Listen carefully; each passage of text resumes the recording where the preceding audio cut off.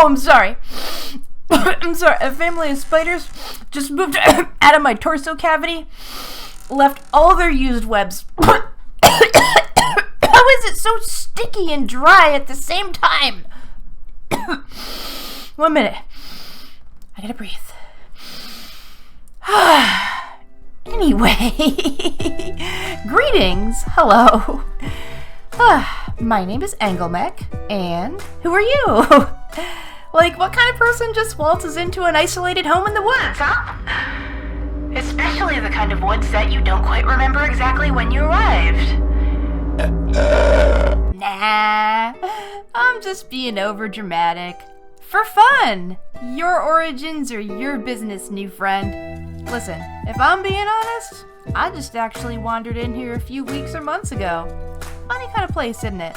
Oh, I need to introduce you. This is Paula. She's kind of the head gal around here. But yeah, Paula's letting me hang out here for a while in exchange for doing odd jobs around the house. As you can see, it is a many roommate situation, and I am never bored! No. It's cool though. They're pretty private, usually keep to themselves. Usually. I trust you to respect your boundaries during your stay. You will be staying, right? Right? Oh, please, come on. I was just about to start a makeover. You can watch. It'll be fun. Please, come on. Come on, baby. Please, I'll give you a hot chocolate. Yeah, there we go. I know what you like. Yeah, Paula's right. Frankly, it's a miracle you got this far unscathed. So please, sit back, relax, and get comfy.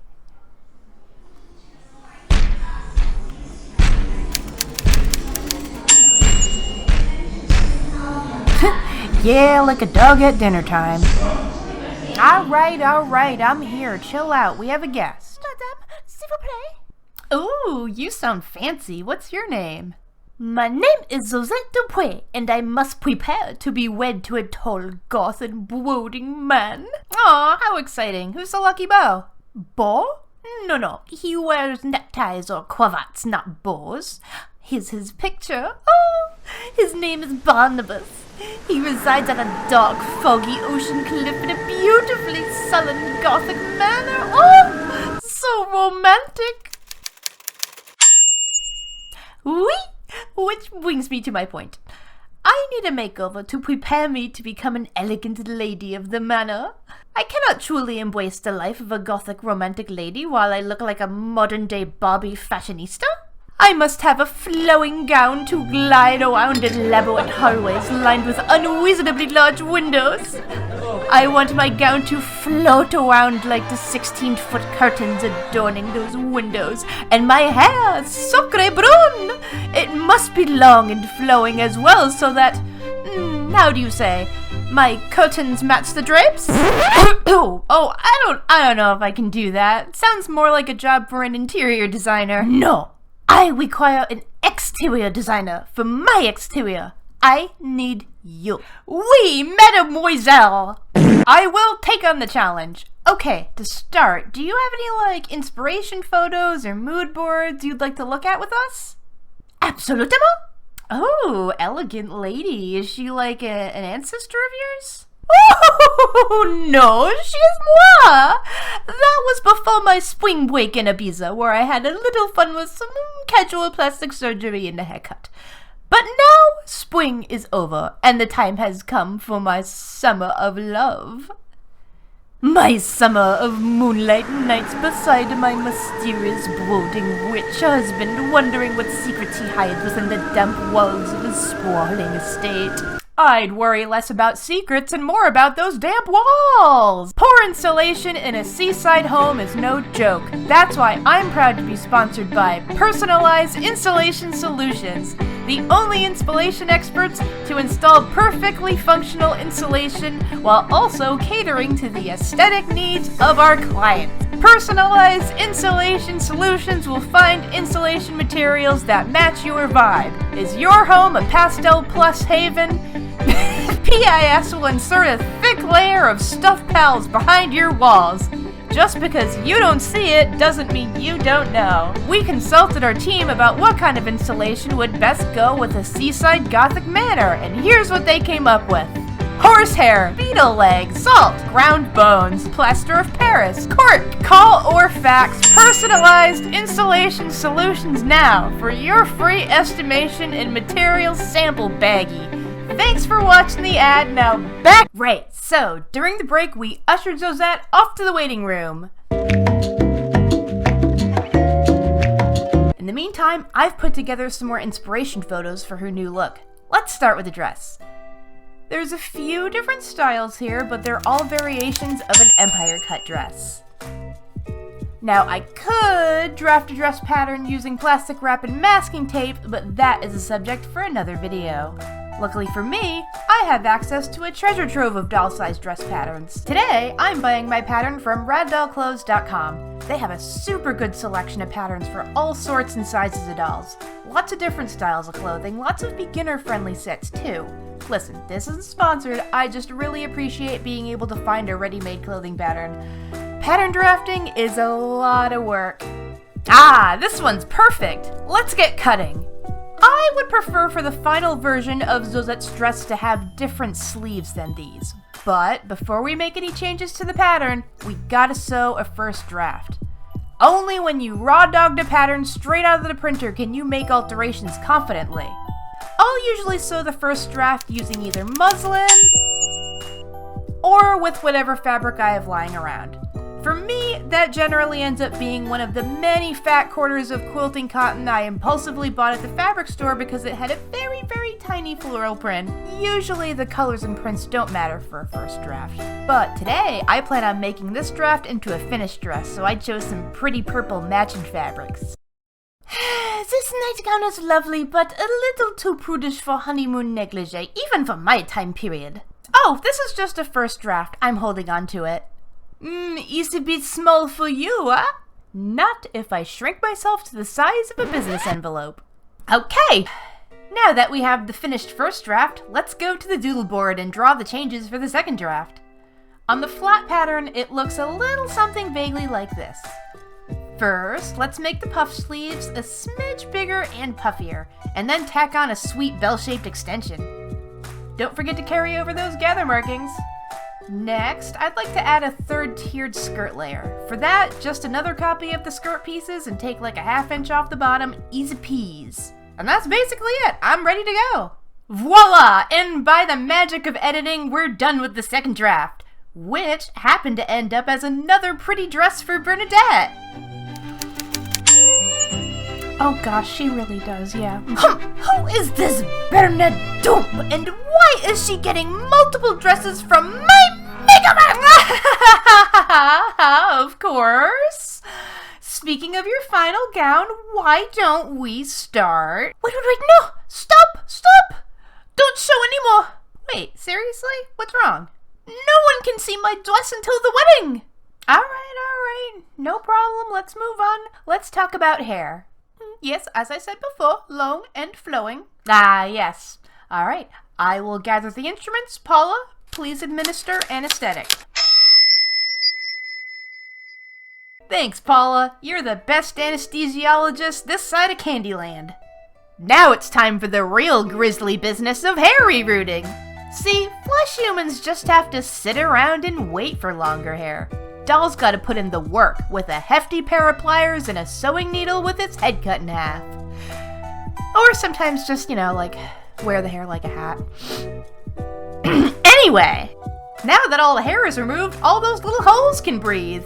But the flocking remains. No matter, a toothbrush, a bit of water, and some elbow grease will get that right off. Now she is ready to receive her new hair, a lovely auburn blend. Remember that half-headed needle I mentioned before? It's her time to shine, baby. Her dance is simple. She uses her handy half head to scoop a teeny bundle of hair and firmly, but lovingly, jam it into the head, over and over and over again. Jamming hair into the hole, stab, stabby, stabbing, poking and stabbing. So we do this all around the crown of the head first, and then fill in the rest, except for the hair part up top. The part will be done zipper style so that it doesn't show bald plastic in between, and it helps to clip the hair as you go along to keep it in place. The style will be set later using boiling water or maybe a steamer. I haven't decided yet. In any case, first we need to get some styling implements in before we do the heat. And straws! Okay folks, Zozette is fully rehaired, her curlers are set and protected. Time to slowly awaken Sleeping Beauty. To do that, we very carefully take a cotton swab soaked in solvent and remove the eyes. And the eyebrows. And anything else, really. Don't worry about her immortal soul. It stays intact and unharmed in the process. Ooh, we're getting right into the piece de resistance. Well, it's my favorite part anyway. The face up! What is that they say? Eyes are the window to the brainstems. We are starting out her face with a line art base. It's not the only way to start a doll, but it's what we're doing today. You might notice that I flip her upside down sometimes. That is for two reasons. Number one, it's easier to paint certain strokes from a different direction. Number two, flipping your subject upside down can give you a different perspective on symmetry. Have you ever drawn a picture, say, for example, a front view of a face, and it looks totally fine, but then when you flip it or see it from the other side of the paper, suddenly it looks super weird and the symmetry's off and oh god, why is the chin way over there? Yeah, it's a little bit like that when you flip your doll upside down. There's probably a word for that effect, but I'm too busy postulating on what that word could be to Google it. After line art, we're going into makeup! This makeup is made especially for dolls. It's chalk pastel! The base layer is basically all contouring. It's a lot like human contouring, but without that fun part of turning the face into a flesh-colored bingo card first. For Zozette's makeup, we're considering her future as a fancy lady of a gothic manor in 1960s Maine. 1790s Maine, yes. For the overall mood, we want natural but dramatic, peachy brown nudes with puffs of gray smoky eyeshadow. Make her look a little sleepy, and of course we absolutely cannot go without some lovely shimmer powder. Ooh, I can't wait until Zozette can see how pretty she looks! Let's help her out with that and paint in those papers! I like to add a fair amount of shadow to the sclera. It makes it look more realistic and makes the iris highlights pop.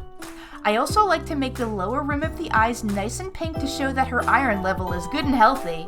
Right, let's leave her milky blank eyes to watch as we fill in her mouth. Alright, for this look, we need the lips to be natural, but not rosy. Maybe a little pale and dehydrated. It's never too early for a touch of that Victorian tuberculosis aesthetic. How about adding some false teeth for a nice coquettish flair? I call them false teeth because they are being painted onto a face sculpt that has a closed mouth. Yes, this is good. Moving back over to the eyebrows. Ha! You didn't think I was going to leave her with orangey eyebrows when she's got dark brown hair. You think me so uncouth. Well, I am couthed. I always start my eyebrows with a much lighter color, then do another layer or two of darker hairs. It's called building depth, Paula. See? These brows are perfectly browned. This technique can be carried right over to eyelash application. As you can see, I've already painted in her eyeliner with the same dark brown as the lashes. It looks pretty light at first, but a few more layers will darken it well and add a nice feathery look. Zozette's eyelash look is a little reminiscent of Twiggy's chunky layered lashes. Twiggy was a very popular model in 1790s France from what I've heard, so we gotta keep Josie's style on point. Josie! Did you just call me Josie? Yeah, what? It's cute. That's Lady Josie to you. Can do, Lady Josie. You know what else we can do? The inside of your eyes. Here's a little tip for shaping irises. Instead of trying to paint a perfect circle or half circle, mark where the edge of the iris touches the eyelids, and then from there, fill in the rest. If the eye is tilted up or down so the iris doesn't touch one side, you can float that mark up to where it needs to be. I find this to be a much more forgiving method for placing the iris. You know, even if the iris outlines for each eye aren't totally symmetrical, you can simply paint over it until it looks how you want. Just because you're painting tiny doesn't mean you have to be super precise. Think of it this way. Is it better to draw one perfect circle or draw many imperfect circles? There's no correct answer to that. The right way is the way that works for you. We're going for a green-brown color, so I'm putting this grassy green down as the base and layering dark brown under the eyelid and around the edge of the iris. After that, I'll add a bit of black for the pupil and eyeliner, and a bit of white for the sclera highlights and a light reflection. Ooh, you know what, Paula? I think she's just about done. Let's get her dressed and ready. Josie, would you mind if I took pictures of your finished look? I know you said no one sees the dress until the wedding, but the video won't even be posted until y'all are on your honeymoon. This is true. This sounds reasonable, though what is video? Drumroll, please! May I present the future Mrs. Lady Josie Barnabas Collins! Yay! Oh, Lady Josie, you look so beautiful I can hardly tell if you're a blushing bride or a mournful apparition roaming the wood-paneled walls of a mid-century modern decorated mansion. Ah, so lovely. Oh, I cannot possibly thank you enough. It's exactly what I wanted and more. Ah! They've taken solid form! We're under attack! Oh, no. It's no attack. It's simply my ride. Barnabas has a giant pet bat that he'll send for me to ride home on sometimes. Exciting, no? Yeah, that's certainly a descriptor. I have grown tired. I shall be taking my leave. Thank you so much. Oh, we'll send you a check for the broken window. Adieu!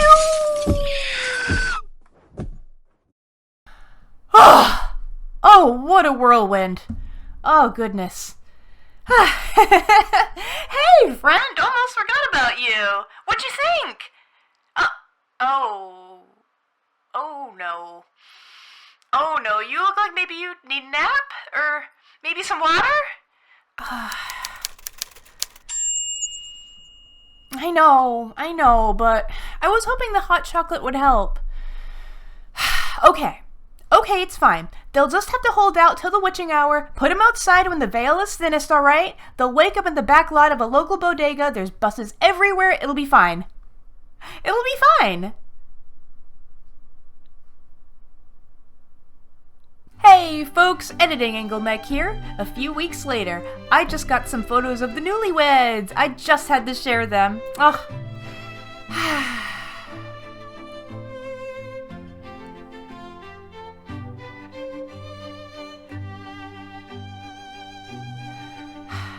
You know what? They really make a great pair.